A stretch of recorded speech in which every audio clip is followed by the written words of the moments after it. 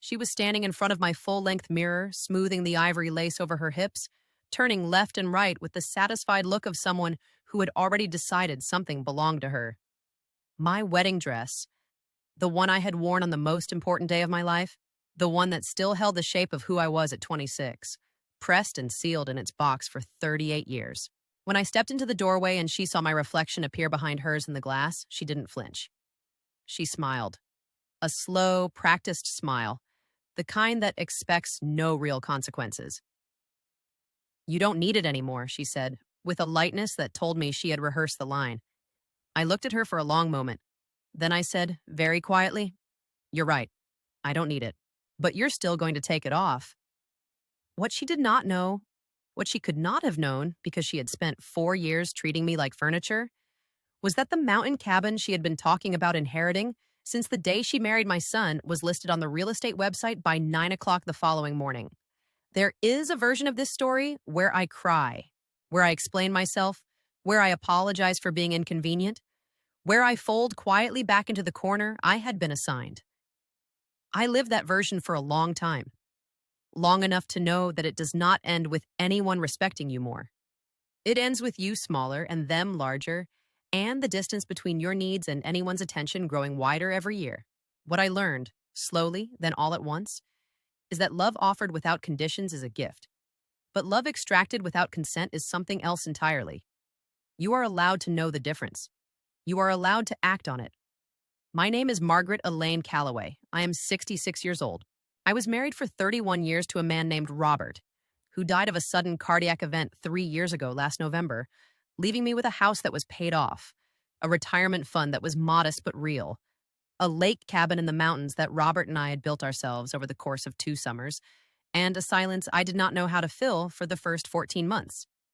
By the time this story begins, I'd figured out how to fill it on my own terms. And what happened that afternoon in my bedroom was the moment I understood, finally and completely, that I was done letting anyone interrupt the quiet I had earned. If any part of what I just described sounds familiar to you, if you have stood in a room that was supposed to be yours and felt suddenly like the guest, I want you to stay with me until the end of this story. There is something here for you. And if you have been through something similar, or if you are going through it right now, I would genuinely love to know. Leave it in the comments. Tell me your version. Every one of those stories matters, and so does yours. If this kind of honesty is something you need more of, I hope you'll subscribe and stay. Now let me tell you everything that happened. The life I had built by the time I turned 64 was not glamorous. I want to be clear about that. It was not a second chapter full of travel and reinvention, at least not at first. It was a kitchen that stayed clean for more than one day. It was a Thursday afternoon when I could read for 3 hours without anyone needing anything from me. It was the particular pleasure of making exactly 1 cup of coffee, not a pot, just 1 cup, and drinking it on the back porch while the birds did whatever they pleased in the feeder I had hung from the oak tree Robert planted the year our son Marcus was born. It was small. It was entirely mine. And I had not known until I had it how much I had missed having something that belonged only to me. I had retired from my position as an office manager at a mid-sized architectural firm 14 months after Robert died. The timing was not entirely my choice. I was 63, and the grief was making concentration difficult. And my doctor was gentle but direct about the relationship between sustained stress and the kind of heart event that had taken Robert. So I left. I cashed out the last of my pension contributions. I organized my savings into accounts I understood, and I began the project of learning how to live inside my own life. I planted things. I started walking every morning. I read books I had been meaning to read since the children were small. I had lunch with my friend Dolores every other Wednesday, and we talked about whatever we wanted for as long as we wanted. And no one needed us to be anywhere else. The house was a 2-story colonial on a quiet street in a suburb that had aged well alongside me. The mortgage had been paid off 4 years before Robert died, which meant that what I had, I owned. The mountain cabin was 40 minutes north of town on a small lake, with a wraparound porch and 2 bedrooms and a wood stove that heated the whole place in winter. Robert and I had spent every October there for the last 20 years of our marriage. I still went up sometimes, alone, in the early fall, when the leaves were turning and the lake was still warm enough to sit beside in the evening.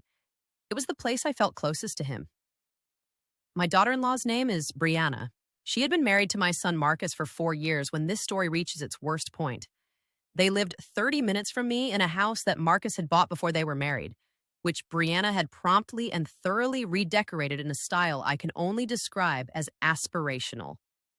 Everything in that house was chosen to signal arrival. Arrival somewhere, at some level of living that was always slightly beyond where they actually were financially. I had been inside that house many times. I had admired things on request. I had said very little. Brianna was 34 years old. She was not a cruel person in the way that some people are. Not deliberately, not with pleasure. She was something more common and in some ways more difficult. She was a person who had learned very early and very effectively that confidence delivered at the right volume tends to be mistaken for entitlement to what you're asking for. She asked for things the way some people state facts. Not rudely exactly, just with a completeness that left no visible space for the answer to be no. She had done this with Marcus since before they were married. She had been doing it with me in smaller and larger ways since the first Thanksgiving she attended at my house when she rearranged my kitchen while I was setting the table and explained afterward that the new layout made more sense. I had said nothing that Thanksgiving. I had put the kitchen back the way it was after she left, and I had stood at my sink and thought about what it meant that I had said nothing. And then, as I often did in those years, I filed the thought somewhere and went on with things. The pattern had not started with Brianna. That is the honest version. The pattern had started with me, with a set of habits I had developed over decades of being the person who smoothed things over, who absorbed friction, who solved problems quietly so that no one had to feel uncomfortable. It was a skill I had been proud of for a long time. It took me until my mid-60s to understand that it was also the thing that had trained the people around me to expect the friction to always be absorbed, the problems to always be solved, the discomfort to always land somewhere other than on them. It started with Marcus and Brianna specifically, the first winter of their marriage. They had come to stay with me for the Christmas holiday, which I had suggested and genuinely wanted. I had prepared the guest room, bought the groceries I knew Marcus liked, and planned a quiet 4 days of family time. By the second day, Brianna had asked whether they could stay through New Year's. I said yes. By New Year's Eve, she had mentioned twice that the cabin would be a wonderful place to spend New Year's Day, and would I mind if they went up? I said I didn't mind. I gave them the key. When they came back, there was a broken cabinet hinge in the kitchen that no one mentioned until I found it myself. And the woodpile I had spent a Saturday stacking was gone, burned through entirely in 36 hours. I fixed the hinge. I ordered more firewood. I said nothing. The year after that, they came for Thanksgiving and Christmas both, and each time the stay extended by 2 or 3 days past what had originally been discussed. Brianna began referring to the cabin as the family cabin, which is a phrase that sounds warm and is not technically wrong, but which I noticed always seemed to appear when she was describing something she wanted to do with it. We were thinking of using the family cabin for Marcus's birthday weekend. My sister is visiting. Could we take her up to the family cabin? Each time I said yes, or at least didn't say no clearly enough to matter.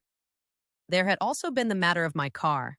Marcus had borrowed it for 2 weeks when his was in the shop, and then a third week while he waited for a part, and then occasionally after that when Brianna's car needed something or when one of them was going somewhere that only needed one car. I had not said that my car was available on an ongoing basis, but I had also never said that it wasn't. And there was the grocery situation. Not dramatic. Not dramatic at all. Just a consistent drift in which, when they stayed with me, the food I bought was treated as shared property. Brianna cooked elaborate meals with my ingredients and served them with a generosity that made it difficult to identify the taking. She was not eating my food. She was feeding us all. With my food. The distinction never quite made it to the surface. What had changed by the time this story reaches its worst point was that I had been living alone for 3 years. 3 years of a house that operated on my terms, 3 years of a budget that balanced cleanly because only one person was drawing from it. 3 years of growing accustomed to the particular freedom of having no one to negotiate with about the temperature or the television or the time at which dinner happened. That freedom had done something to me. It had clarified things. It had made me more aware when friction appeared of how much of my own comfort I was being asked to absorb for someone else's convenience. And I had begun, quietly, to find that less acceptable than I once had. This is not the same as saying I had become selfish. I want to say that clearly. Choosing not to be taken advantage of is not selfishness. It is the most basic form of self-preservation available to a person, and there is nothing in the law, in ethics, or in any standard of decent family life that requires a woman to give away her belongings, her resources, or her dignity in order to be considered a good mother. Not to her adult son, not to his wife, not to anyone. The morning that everything changed began ordinarily enough. I was in the garden, deadheading the roses that grew along the south fence, the ones that Robert had planted the year Marcus graduated from high school. It was a Saturday in mid-September, still warm, with the kind of light that falls sideways in the afternoon and makes everything look slightly more significant than it is. My coffee was on the garden wall beside me, gone cold but still there out of habit. I was not thinking about anything in particular. That is the thing I remember most clearly. The specific blankness of a mind that has nowhere it has to be. Marcus and Brianna had mentioned they might come by that weekend. That was the entirety of the arrangement. Might come by, which in practice had always meant will appear at whatever time suits us and stay until something else comes up. I had not confirmed or denied. I had said, that sounds fine, which was not the same as said, and is not the same as genuinely fine, but which I had not examined closely enough at the time to recognize as the problem it was. I heard the front door. They had a key, which was another thing that had happened gradually and which I had not formally given so much as failed to withhold. And I heard voices inside, and I assumed they had come in and were settling in the kitchen, which is where people settle in my house. I took my time finishing the rose section I was working on.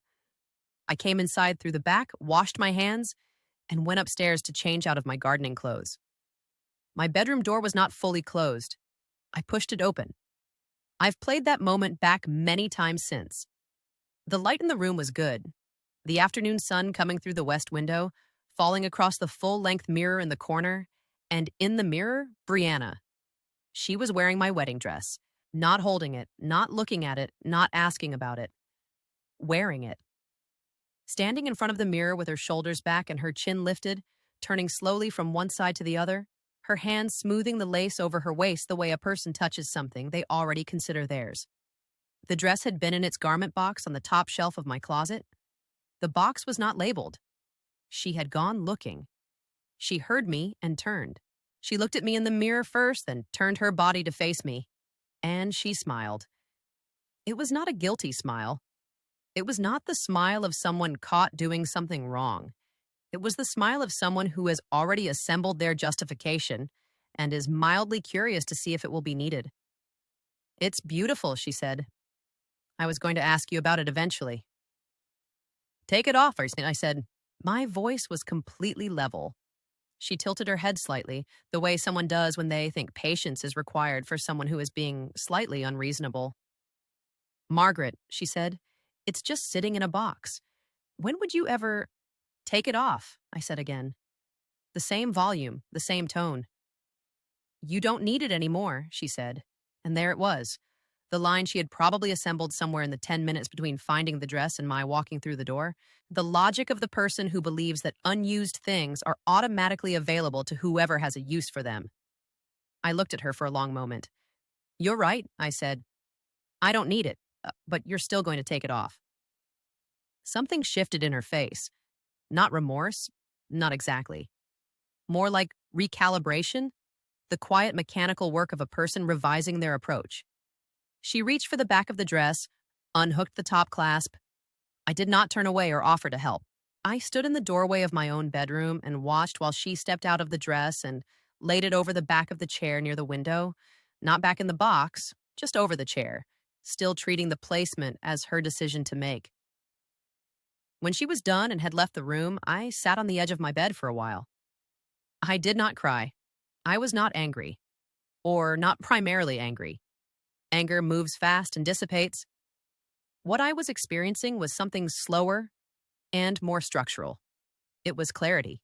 It was the particular sensation of having all the small, unnamed, not quite acknowledged things of the past 4 years arranged themselves into a pattern that was suddenly entirely visible and entirely legible. She had gone into my closet. She had found a sealed box. She had taken out what was inside. She had put it on her body. And when I had found her, she had not apologized.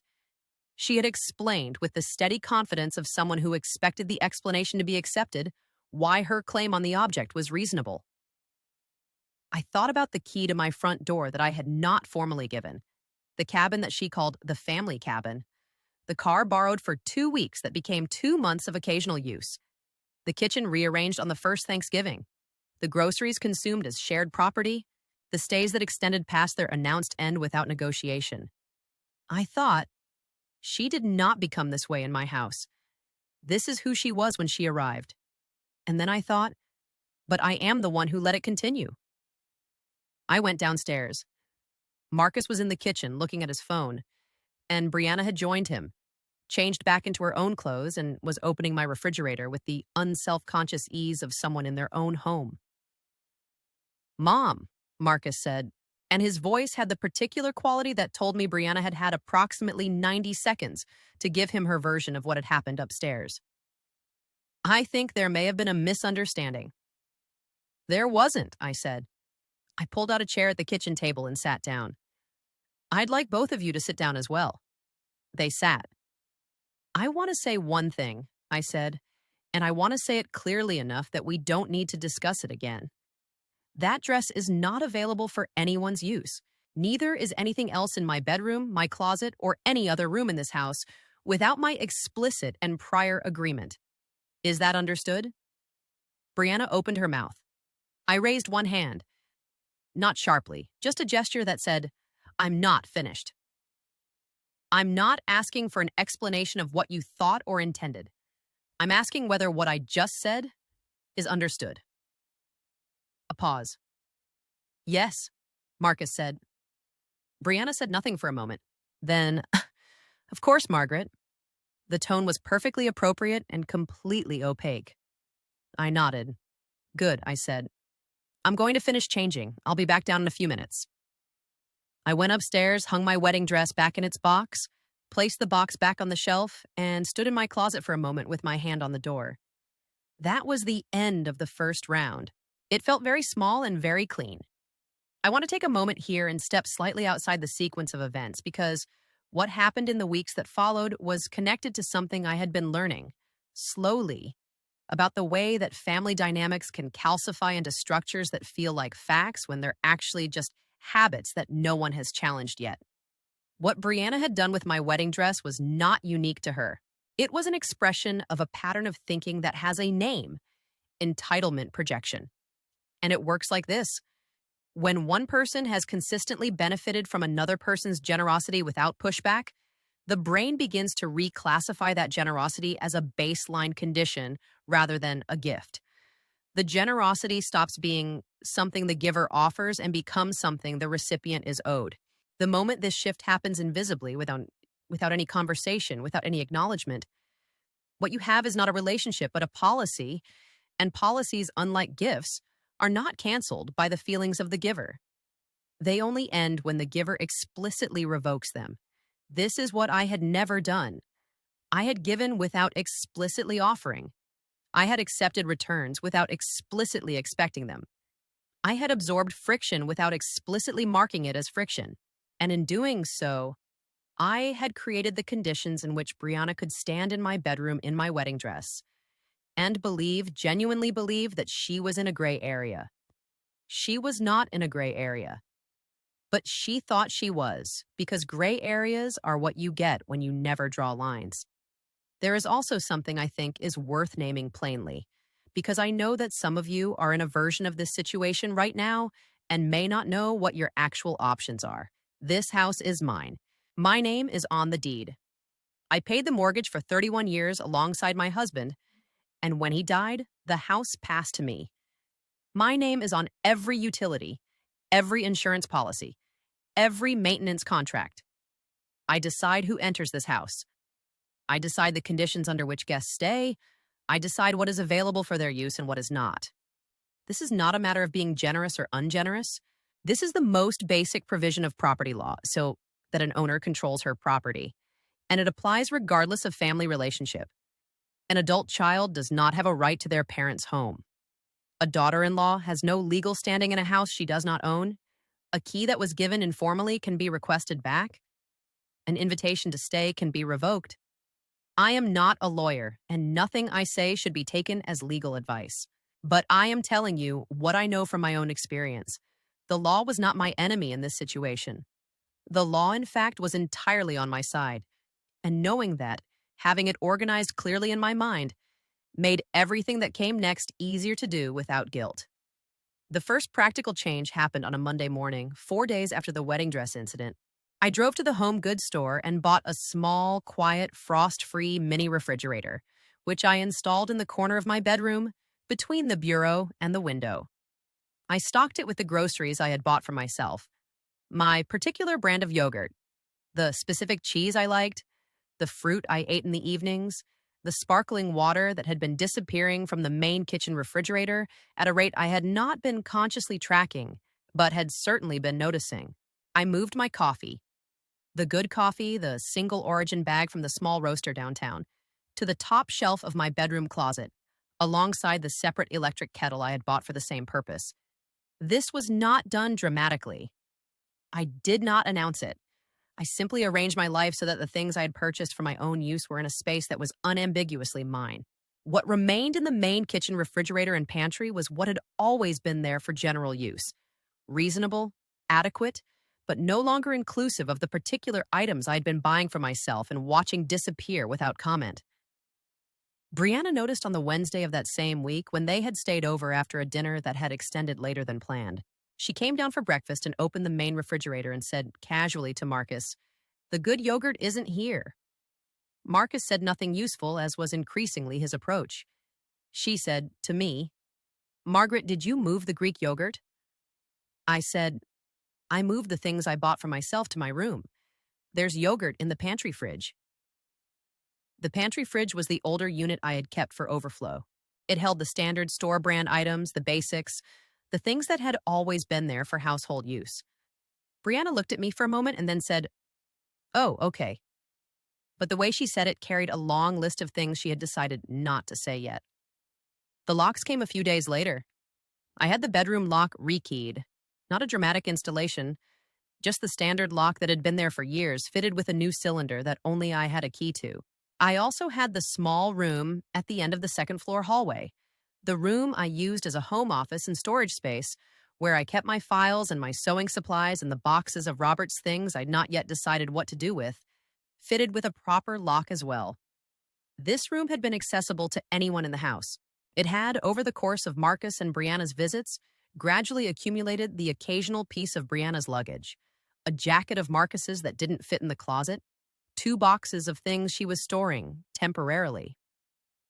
I moved those items out, placed them in the hall, and installed the lock. When Brianna found the office locked during their next visit and tried it twice, I heard the handle from downstairs. She came and said, "The office room is locked." I said, "Yes, I've been reorganizing my files in there and I need to keep it closed for the time being." This was true. It was also incomplete.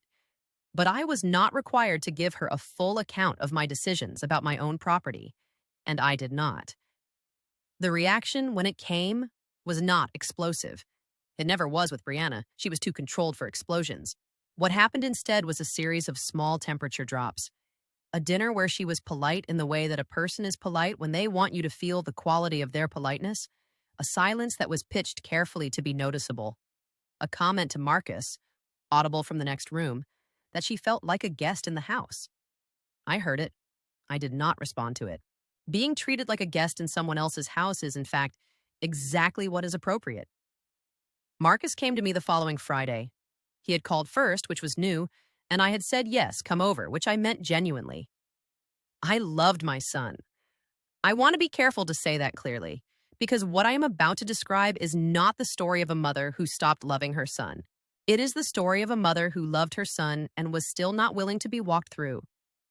He sat at my kitchen table with a cup of coffee I'd made for him, and he looked, I noticed, tired in a way that had been building for a while. He said, "Mom, I think you hurt Brianna's feelings." I said, I imagine the locks in the refrigerator felt like a message. He said, "Didn't they?" I said, "Yes. They were also practical decisions about my own home, and both things can be true." He said, "She wasn't trying to take the dress, Mom. She was just looking at it." I looked at him. I said, "Marcus, she was wearing it when I walked in. She had found a sealed box in my closet and removed what was inside and put it on her body." At what point in that sequence would you say it crossed from looking to wearing? He was quiet. I said, "I'm not asking you to adjudicate this. I'm asking you to stop framing what happened as Brianna's feelings being hurt. Something happened before the feelings." He said, "I know." And I believed him. But then he said, "She just feels like things have changed between you two, like you're pulling back." And I said, "Things have changed. I am pulling back. Not from you. From a set of arrangements that were never explicitly agreed to and that have been increasing in scope for 4 years." He looked at his coffee. I said, "Marcus, who do you think bought the groceries that disappeared every time you stayed? Who do you think arranged the cabin every time it was used? Who paid for the firewood that was burned through in a weekend?" He said, "We would have paid you back." I said, "I never asked you to," which is exactly what I'm telling you about. He looked up. I said, "I am not punishing you. I am not punishing Brianna. I am organizing my life so that it belongs to me. That is not the same thing as withdrawing love, but it might feel that way if you've been mistaking access for love for a long time." He didn't say anything for a while. The kitchen was very quiet, and the birds were doing something busy in the oak tree outside, and I let the silence be what it needed to be. Then he said, "What do you want us to do differently?" And I said, "Ask for anything. Ask first. Every time." He nodded. He looked relieved, actually, the kind of relief that comes when someone finally says the thing that's been living in the room without being named. He said, "Okay, Mom." I said, "I love you." He said, "I love you too." He left an hour later. I stood at the sink and washed the 2 coffee cups and thought, that went better than it could have. I also thought, Brianna was not in this conversation, and she needs to be. What Marcus and I had agreed on in my kitchen that Friday was sincere on his end. I believe that fully. The problem was that the conversation happened between two people, and the third person, the one who had been running most of the playbook, had not been present for it. I waited to see if anything would shift in practice, in the texture of the visits, in the way the space was used. For about 10 days, something was different. Then, by degrees, it wasn't. The first sign was the bank statement that arrived at the end of the month. I still received paper statements, a habit from a time before digital accounts that I had never bothered to change, and one I was now very grateful for. I reviewed them on the first of each month at the kitchen table, with my coffee and my reading glasses, and the careful attention I had learned from my years as an office manager, where the numbers always told you something the conversation had left out. There was a charge I did not recognize, a furniture store. A specific high-end furniture store that I knew by name, because Brianna had mentioned it at least 3 times as the place where she eventually wanted to reupholster the chairs in their dining room. The charge was 847 euros.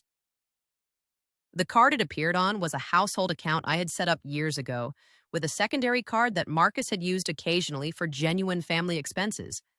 A medical bill once, a home repair that had run short of what he had on hand, a car registration renewal that had been an emergency timing issue. The secondary card was meant for emergencies. $847 at a furniture upholstery store was not, by any definition I could locate, an emergency.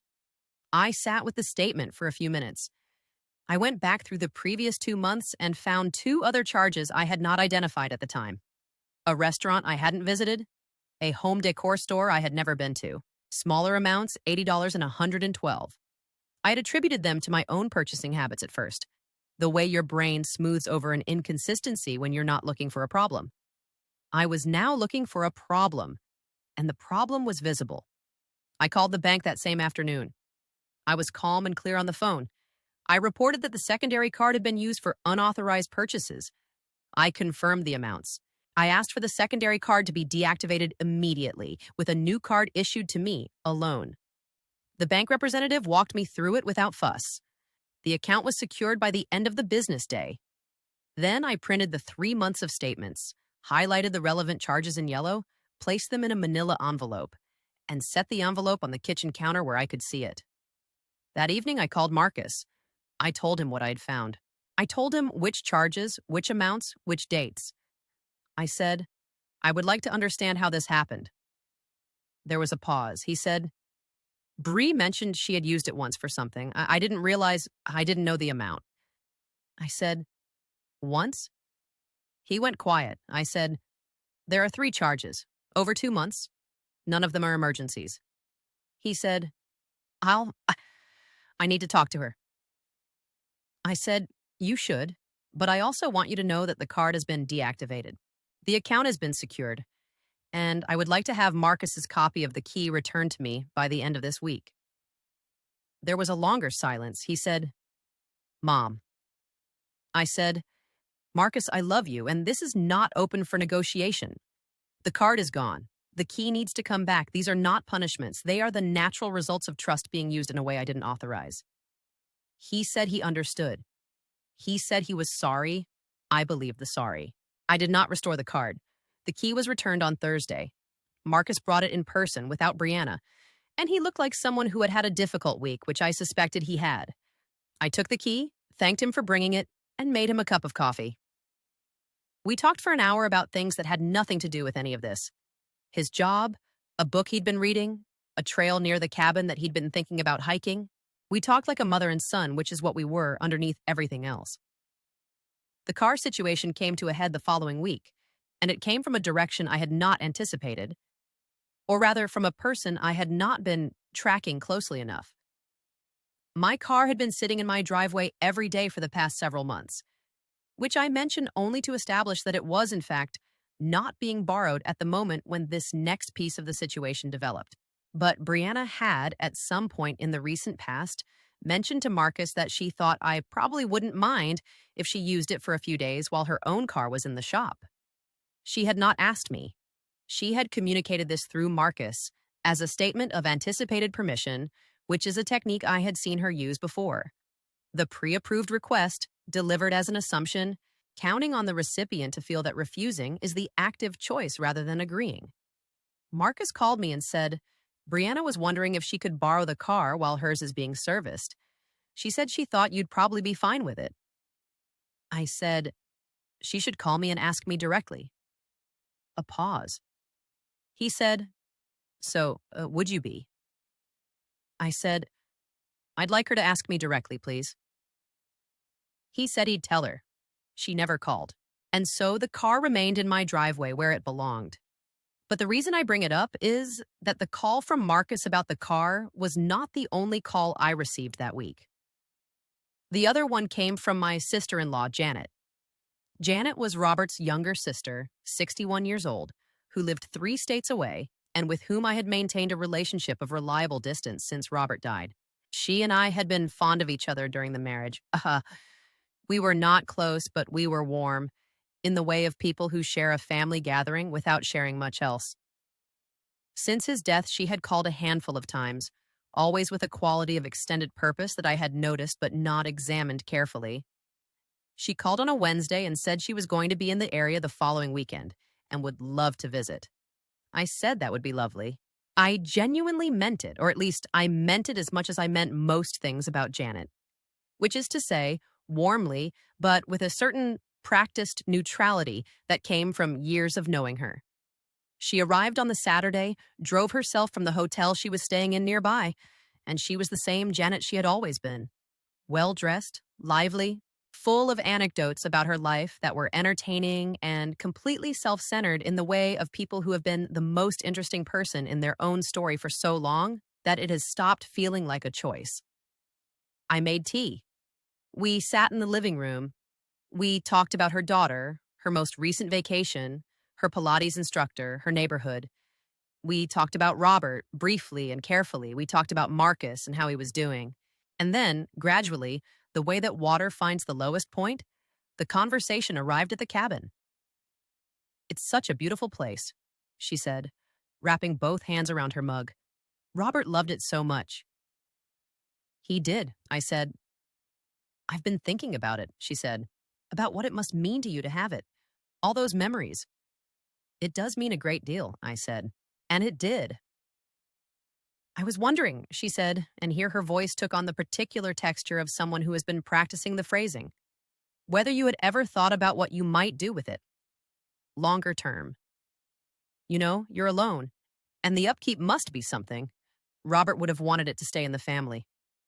I set my tea down. What are you suggesting, Janet? She said. I just thought it would be a shame for it to go to strangers, and I've always thought of it as a family place, really. If you were ever thinking of selling, I'd want to know. We could work something out, something fair. There it was, the cabin that she wanted to work something out about. The cabin that Brianna had been calling the family cabin for 4 years. I sat with it for a moment and looked at Janet, who was looking at her mug. And I thought about Robert, and about the 2 summers we had spent building that porch, and about the way the light looked on the lake in October. Janet, I said, I appreciate that you care about the cabin. And you're right that Robert loved it? She looked up. But the cabin belongs to me, I said. My name is on the deed. I paid for the construction alongside Robert.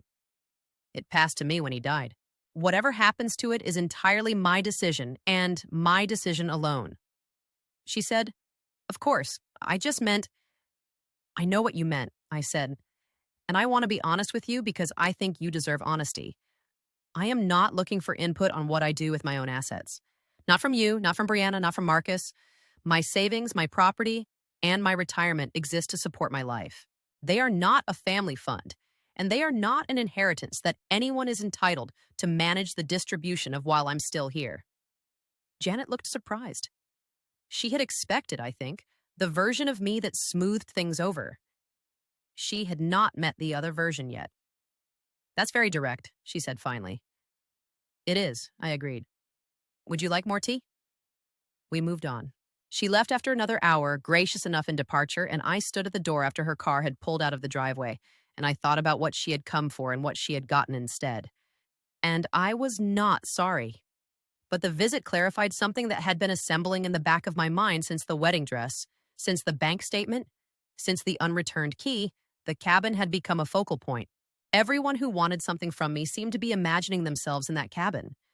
Brianna hosting her friends there, Janet acquiring it at a family price. Even Marcus, who loved the place genuinely, had been allowing his wife to use it as though his mother's ownership was a detail rather than the entire structure holding the whole arrangement up. I thought about what I wanted to do with the cabin for 3 days. I walked through all of it. The October evenings, the wood stove, Robert's handwriting on the inside of the pantry door where he had made a measurement once and never bothered to erase it. I sat with the grief of it, and I let the grief be exactly what it was. And then I thought about the other thing, the thing that had nothing to do with grief. How the cabin had been used for 4 years, as though my ownership of it was an obstacle rather than the fact. How no one had asked. How Brianna had called it the family cabin and meant by that phrase, a thing I plan to eventually have access to regardless of what Margaret wants. How Janet had driven 3 states to suggest she could give me something fair for it as though fair was hers to define. I called my real estate agent on a Thursday morning. Her name was Carol, and I had known her for 12 years. And she was the kind of person who understood that when a client calls and says, I'd like to talk about listing a property, they mean it. She came over on Friday, walked through the cabin, listing description with me over the phone after I'd emailed her the particulars, gave me a market analysis that was slightly better than I'd expected. And by 9 o'clock on Saturday morning, the cabin was live on the listing website with professional photographs from a previous sale that had fallen through 2 years ago. I did not tell Marcus or Brianna before it went up. I was not required to. The property was mine. The decision was mine. I called Marcus on Saturday afternoon, after the listing had been up for several hours, and I told him calmly that I had listed the cabin for sale and that I wanted him to hear it from me rather than from someone else. He was silent for a long moment. Then he said, Mom, why? And I said, because it's mine to sell, Marcus, and because the time had come for me to make decisions about my own assets without managing everyone else's expectations about them. He said, Brianna. And I said, I know. He said, she's been... And I said, I know what she's been thinking about the cabin. I've been watching it for 4 years. He didn't say anything. I said, Marcus, I am not selling the cabin to hurt anyone. I am selling the cabin because it is my property and the money belongs in my retirement fund, where I need it, rather than in a place that has been quietly assigned a future owner who never paid for it. He said, I need to call you back. I said, of course. He did not call back that day. Brianna did. She called at 7:30 in the evening, and her voice had a quality I'd not heard from her before. Not the controlled politeness, not the measured warmth she deployed when she wanted something. Something thinner. Something that had had 4 hours to get ready and was still not quite ready. She said, Margaret, I think we need to talk about the cabin. I said, all right. She said, you know that Marcus and I have been thinking of it as... She stopped. She started again. It has always felt like a family property. I said, it's my property, Brianna. There's a distinction. She said, I understand that. But you know, there are ways of handling these things within families that don't involve... That don't involve what? I said. Selling something I own? To someone willing to buy it? She said, it feels very sudden. I said, I've owned it for 39 years. It is not sudden. She said, I just feel like if you were going to do something like this, you might have discussed it with us. And there it was. The most revealing sentence she had said in 4 years, offered finally without the layers of polish. She felt that she should have been consulted. About my property. About my decision to sell my asset. She felt that her feelings about a cabin she had never paid for entitled her to advance notice of what I intended to do with it. I said, Brianna, I want to be very direct with you. My assets are mine. That includes this house, the cabin, my savings, my car, and everything else that has my name on it. I did not consult you when I opened my retirement account, and I'm not going to consult you when I decide what to do with my real estate. I understand that's frustrating to hear. I am telling you clearly because I think you deserve clarity. She said nothing for a moment. Then, I see. I think you do, I said. And I hope, given time, we can have a relationship that doesn't require either of us to manage the other's expectations about property. I would like that very much. But I'm not willing to back up from this decision, so if that's what this call is hoping for, I want to save us both the time. There was a long pause. She said, I'll talk to Marcus. I said, that sounds like a good idea. And I said good night, and I ended the call, and I stood in my kitchen for a moment, in the quiet of a Saturday evening that was entirely mine. The weeks that followed were the most structurally significant of the entire situation, and also, from my position inside them, the calmest. The cabin listing had done something I had not specifically planned for. It had made the stakes concrete. Before, the conflict between what I owned and what various family members imagined they were owed had been atmospheric. Present in tone, in behavior, in small accumulating actions, but never stated plainly enough to force a resolution. The listing made it plain. A number on a website attached to a property that had been assigned a phantom future by people who were not its owner. Brianna came to the house the following Tuesday. She had not called first, which told me we had not quite arrived at the ask first agreement Marcus and I had reached, at least not in her version of things. She knocked, though, which was an improvement over the years of door unlocking. I let her in. I offered her tea. We sat at the kitchen table. She had prepared herself carefully. I could see it. The controlled posture, the considered expression, the deliberate pace of her speech. She said, I want to apologize for the dress. I should have asked. I shouldn't have gone into your closet. I said, thank you for saying that. I meant it. She said, I know I've probably overstepped in other ways. I've been treating this house like it was more mine than it is. I said, yes, but I also didn't draw the lines early enough, and that's on me. She looked slightly surprised. She had expected perhaps to be corrected and not validated in any direction.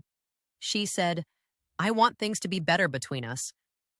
I said, I want that too. And I did, genuinely, without qualification. I said, I think it's possible, but I want to be honest about what better means to me so we don't have a misunderstanding about that. Better does not mean returning to the way things were before last month. Better means building something cleaner, where I don't have to wonder whether things I own are being treated as shared, and you don't have to wonder where you stand, because I'll have told you. She nodded slowly. I said, "Can we agree on that as a starting point?" She said yes. She said it like someone who was not entirely sure of the terrain but was willing to walk forward. I decided that was enough for a Tuesday afternoon.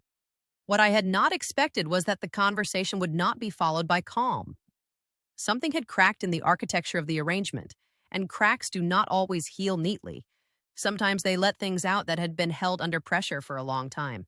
In the 2 weeks after Brianna's apology, I was a peripheral witness to something I had not orchestrated but had in some fundamental sense made possible.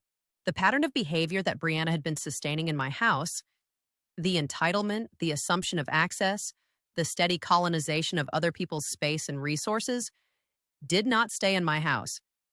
It was who she was at home, too, and Marcus had been living alongside it for 4 years, and the resources she had been drawing from me had been serving, in part, as a buffer for tensions that might otherwise have been forced into the open much earlier.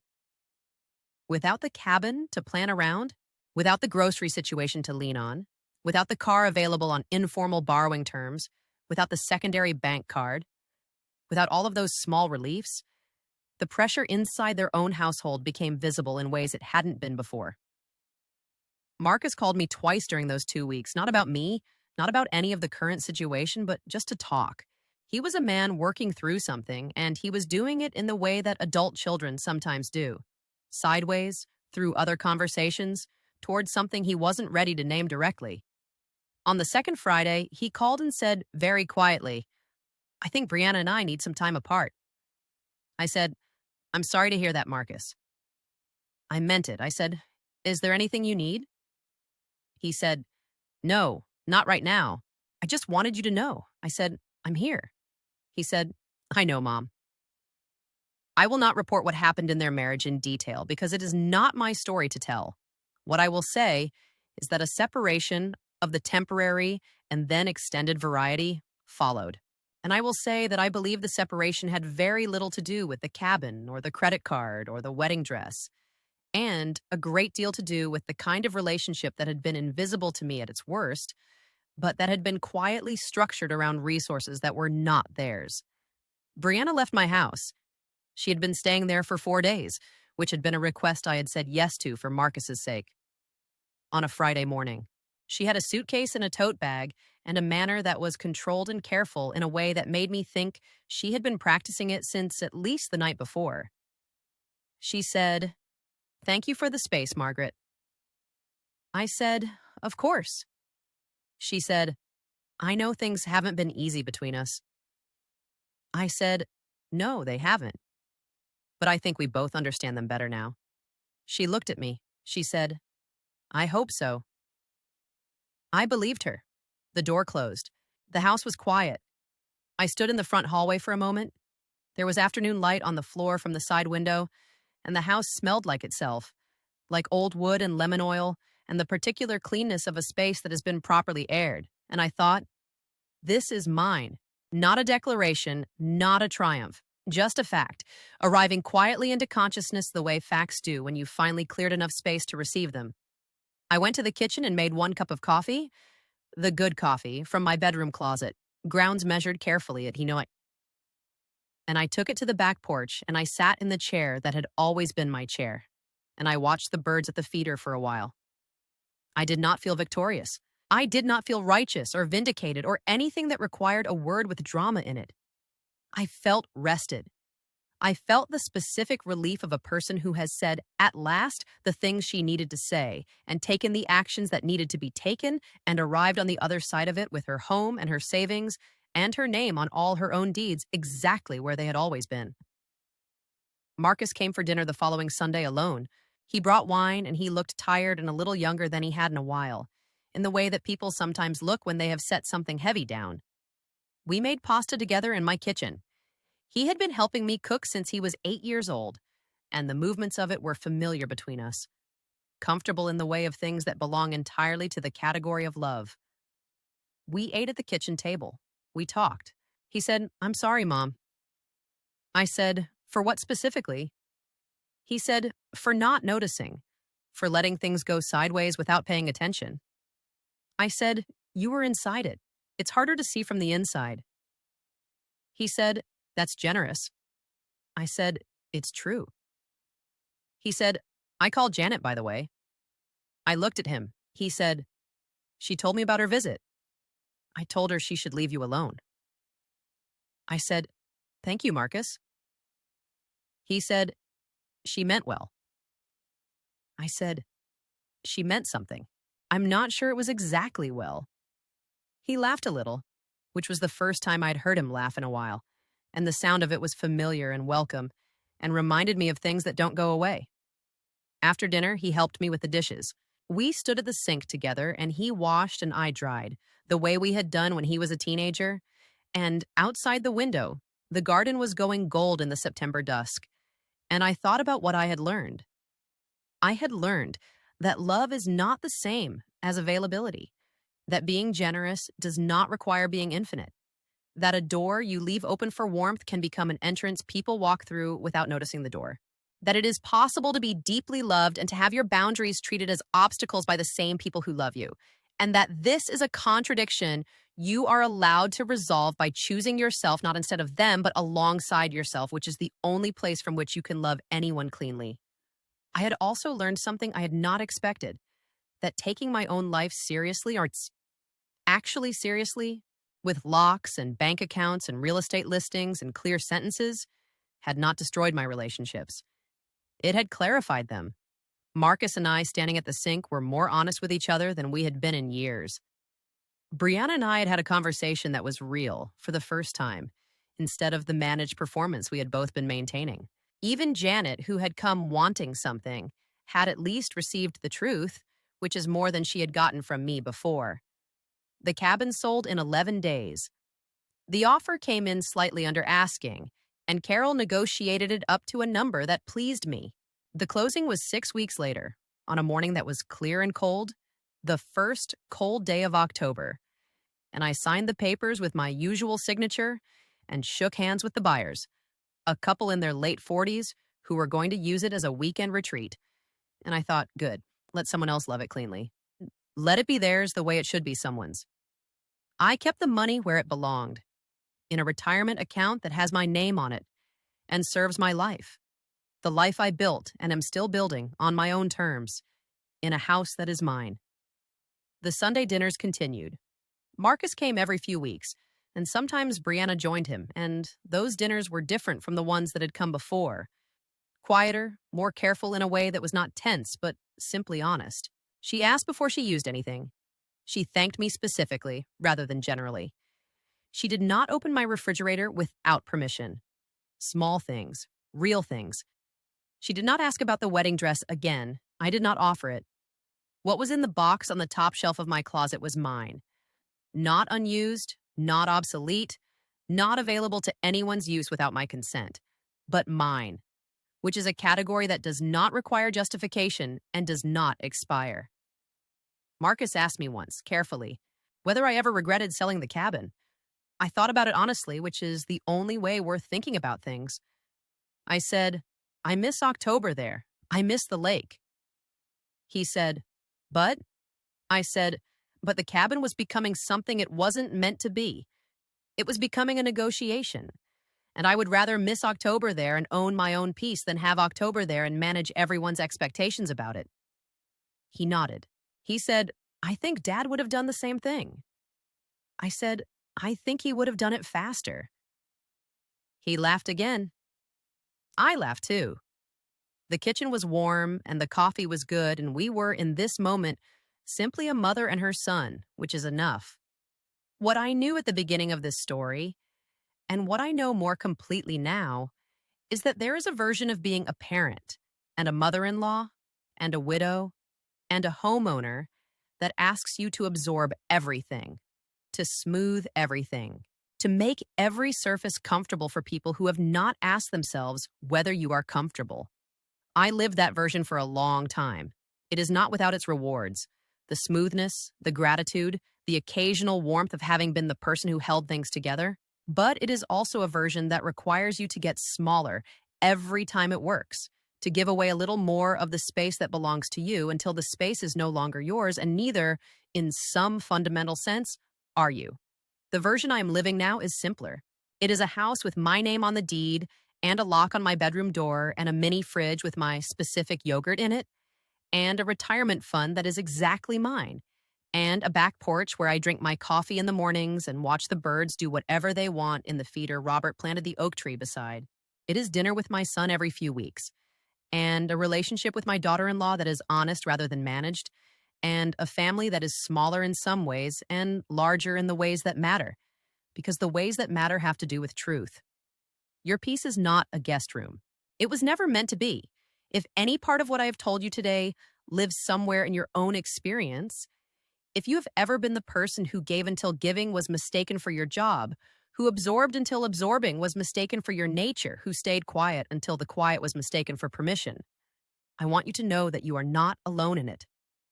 Every story in the comments below this one belongs to the same honest conversation, and I read every word of them. If you are still in the middle of yours, I hope something in this one helps you find the line between generosity and sacrifice. If you have already found your way through, I hope you'll share what you learned, because those words are worth more than you know, and if this kind of company, if the company of women who chose themselves finally and without apology, is something you want more of, then I hope you'll stay. Subscribe if you haven't. Come back next time. Bring your own story. There is room here for all of it, and none of it requires you to make yourself smaller to fit.